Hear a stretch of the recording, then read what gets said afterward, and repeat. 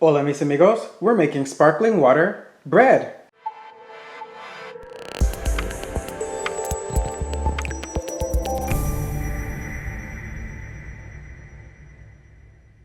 Okay, so this bread could not be any more simple. You don't have to roll your dough out onto a counter and knead it. You don't have to deal with any yeast. You don't have to wait for your dough to rise and double in size for hours.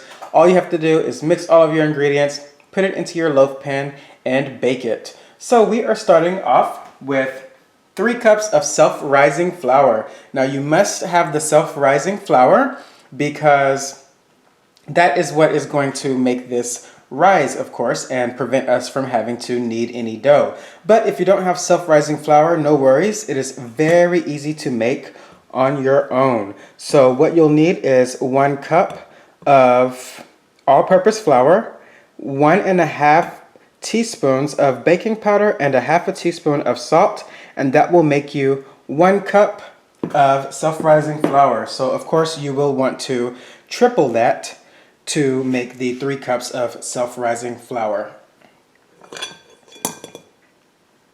Next you will need 1/4 of a cup of sugar, which of course is 4 tablespoons. And we just want to get everything nice and whisked together.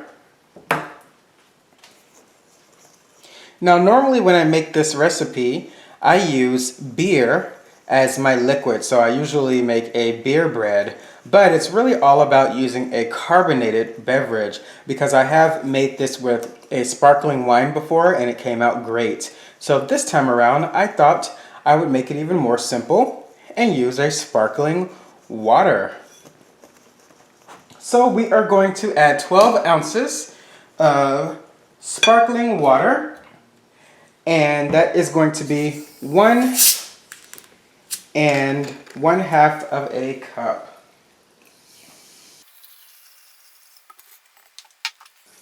So we're just going to pour in our 1.5 cup of sparkling water. And you just want to mix this until it is just combined. We want to get our dough just wet with the water. And you don't want to over mix this because you'll end up with a tough bread. Okay, so our dough is just combined, so we are ready to add it to our loaf pan. And I'm using a 9 by I think 5 loaf pan. And I think I forgot to mention that we have our oven preheated to 350 degrees and we have pre-treated our loaf pan with some baking spray. So wasn't that really simple? So now all we need to do is we are going to top this off with 2 tablespoons of melted butter.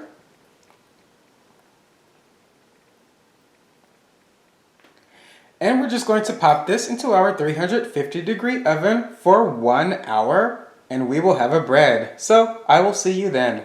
Alright guys, so we are out of the oven and here is how our bread is looking so far. So far it does look pretty similar to the beer bread and the sparkling wine breads that I have made in the past. So I can't wait to get into it and taste it and find out if it's going to be much different now that I am using water, which of course is not an alcoholic beverage. So we'll see that here soon. But for now, we are going to just brush it a little bit with a tablespoon or so more of butter. And we are going to allow this to cool for about 10 minutes before we take it out of our loaf pan. And then we'll cut it and find out how it tastes.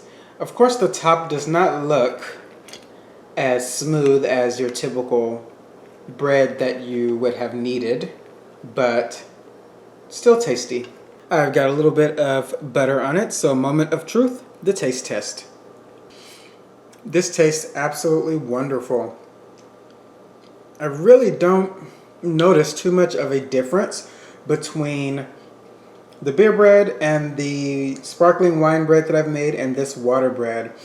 I guess I can say the water bread, of course, tastes a little bit more neutral. The beer bread has more of a kind of a nutty taste to it, but the sparkling water bread is pretty neutral and just as delicious. So I would definitely not mind making a sparkling water bread when I don't have beer on hand, and of course when I don't feel like kneading any dough. Sparkling water bread. Enjoy, and I'll see you at the dinner table.